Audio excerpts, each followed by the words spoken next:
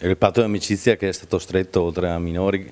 comprende anche i comuni di Furore e Conca dei Marini. È un abbraccio che ci siamo stretti nel 2017 appunto grazie a Maurizio Ruggero, e da subito si sono rese evidenti quali potessero essere le potenzialità di questo patto di amicizia. Allora eravamo ancora candidati non riconosciuti patrimonio dell'umanità, oggi è ancora più evidente. Molti miei concittadini si aspettano, chiedono: e adesso cosa arriverà, cosa ci arriva dall'UNESCO? Ci arriva un grande impegno da parte di tutti, avere la barra dritta su quelli che sono i temi importanti da portare avanti, a cosa rinunciare, perché saranno tanti i no, per mantenere la qualità e la genuinità. E devo dire che ogni volta che vengo qui in Costiera Amalfitana la cosa più evidente, che più mi tocca, è il fatto della estrema qualità, non solo nell'offerta turistica ma anche nella produzione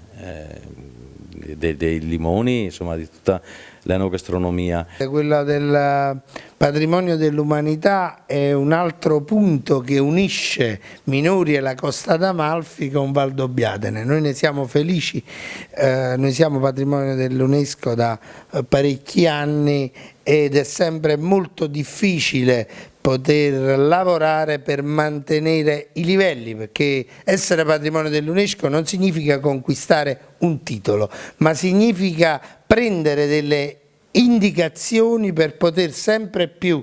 lavorare per il territorio, per l'ambiente, per il paesaggio, per i beni culturali, ma soprattutto, ed è questo il tema che unisce Minori a Valdobbiadene, questo patto di amicizia che ci è stato proposto dal professor Maurizio Ruggiero, e in questa ottica che qualche anno fa il professore Ruggiero ci ha permesso di conoscere queste terre, e questa unione è ancora una forza maggiore in questo momento, quello di unire il sud con il nord. Possiamo imparare la passione con la quale la gente del posto ha coltivato e continua a coltivare queste terre impervie e difficili, ma che danno dei prodotti eccezionali, e lo danno perché qui c'è storia, c'è tradizione, qua c'è la passione per la propria terra, l'autenticità, e questo credo che il turista lo apprezzi, il visitatore lo capisce subito. Abbiamo avuto l'occasione di partecipare alla Fiera di San Gregorio, questo è il secondo anno, l'anno prossimo sarà il terzo anno, quindi presenteremo appunto i nostri prodotti, il limone, il limoncello, dolci, ceramica e quant'altro. 9 anni di tour di terre amiche, quindi questi ragazzi da Valdobbiadene che arrivano qui a scoprire le vostre bellezze, è veramente un legame indissolubile ormai. Siamo veramente orgogliosi e fieri e daremo sempre la migliore accoglienza per il futuro.